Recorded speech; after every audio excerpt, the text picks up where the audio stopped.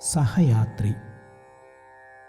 പൗരോഹിത്യ സ്വത്വവും ദൗത്യവും അടിസ്ഥാനമാക്കി 100 ധ്യാന ചിന്തകൾ.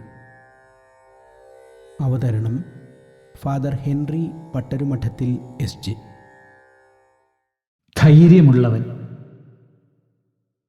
പ്രാർത്ഥിച്ചു കഴിഞ്ഞപ്പോൾ അവർ സമ്മേളിച്ചിരുന്ന സ്ഥലം കുലുങ്ങി. അവരെല്ലാവരും പരിശുദ്ധാത്മാവാൽ നിറഞ്ഞ് ദൈവവചനം ധൈര്യപൂർവ്വം പ്രസംഗിച്ചു. അപ്പസ്തോല പ്രവർത്തനങ്ങൾ 4:31. പുരോഹിതൻ ധൈര്യമുള്ളവനാണ്. കർത്താവിൻ്റെ ദൗത്യത്തിലെ പങ്കാളിയായ അവനെ ദൈവാത്മാവാണ് നയിക്കുന്നത്. ആ ദൈവാത്മാവിൻ്റെ നിർദ്ദേശങ്ങളും പ്രചോദനവും അനുസരിച്ചാണ് അവൻ ജീവിക്കുന്നത്. ദൈവഹിതം എന്താണെന്ന് അന്വേഷിച്ച് അത് പൂർത്തിയാക്കി ജീവിക്കാൻ സ്വയം സമർപ്പിച്ചിരിക്കുന്ന പുരോഹിതൻ ജീവിത സാഹചര്യങ്ങൾക്ക് സ്നേഹത്തോടും വിശ്വാസത്തോടും ധീരതയോടും കൂടെ അഭിമുഖീഭവിക്കുന്നു. അവനെല്ലാവരെയും ആദരിക്കുന്നു, ആരെയും ഭയപ്പെടുന്നില്ല. കർത്താവിൻ്റെ വഴിയിലൂടെ സഹയാത്രികരുമായുള്ള യാത്രയിൽ പുരോഹിതന് പലതരത്തിലുള്ള തടസ്സങ്ങളും നേരിടാറുണ്ട്.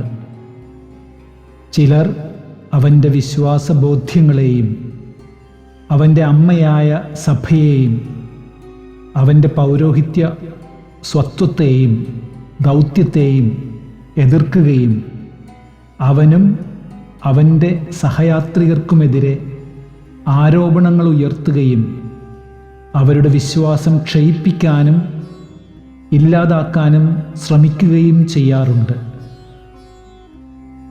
അതുപോലെ നീതിക്കും സത്യത്തിനും വേണ്ടിയുള്ള അവൻ്റെ നിലപാടുകളും തീരുമാനങ്ങളും ശക്തമായ എതിർപ്പിന് കാരണമാകാറുണ്ട്.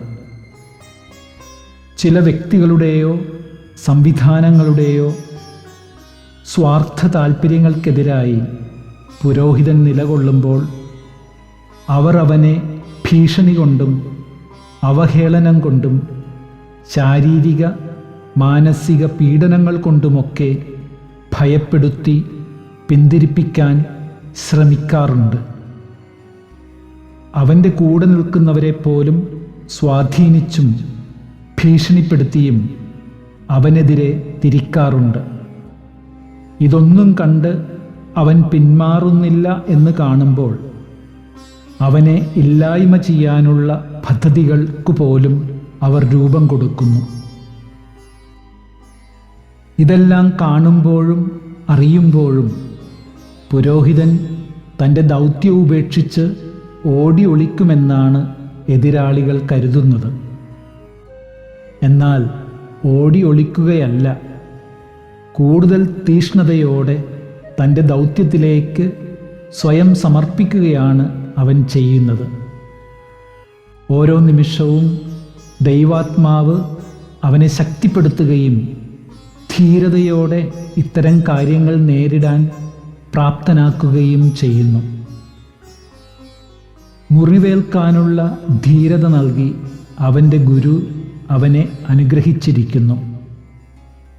ഈ ജീവിതത്തിലേക്ക് അവനെ വിളിച്ചപ്പോഴും തിരഞ്ഞെടുത്തപ്പോഴും അവന് ലഭിക്കാൻ സാധ്യതയുള്ള ഇത്തരം മുറിവുകളെപ്പറ്റി അവിടുന്ന് അവനോട് മുൻകൂട്ടി പറഞ്ഞിട്ടുണ്ട്. അതോടൊപ്പം ഇത്തരം മുറിവുകൾ ഏൽക്കേണ്ടി വരുമ്പോൾ അവൻ ഒറ്റയ്ക്കായിരിക്കില്ല എന്നും അവനെ ശക്തിപ്പെടുത്താൻ അവൻ്റെ പിതാവിൻ്റെ ആത്മാവ് അവനോടൊപ്പം ഉണ്ടായിരിക്കുമെന്നും വാഗ്ദാനം ചെയ്തിട്ടുണ്ട്. അതുകൊണ്ട് മുറിവുകളും പീഡനവും മരണവും ഏറ്റെടുക്കാൻ ഒരുങ്ങിത്തന്നെയാണ് അവൻ ഈ ജീവിതത്തിലേക്ക് കടന്നു വന്നത്. ഉണ്ടാകാവുന്ന ഭീഷണികളും പീഡനങ്ങളുമെല്ലാം അവൻ ഓരോ ദിവസവും തൻ്റെ പ്രാർത്ഥനയിൽ ദൈവകരങ്ങളിൽ സമർപ്പിക്കുന്നു. ദൈവം തന്നെ അറിയുന്നുവെന്നും സ്നേഹിക്കുന്നുവെന്നും അവിടുത്തെ ദൗത്യത്തിൽ മുമ്പോട്ടു പോകാൻ തന്നെ ശക്തിപ്പെടുത്തുമെന്നുമുള്ള ബോധ്യത്തിൽ അവൻ നിറയുന്നു. അവിടുന്നാണ് അവനെ ശക്തിപ്പെടുത്തുകയും ധൈര്യപ്പെടുത്തുകയും ചെയ്യുന്നത്.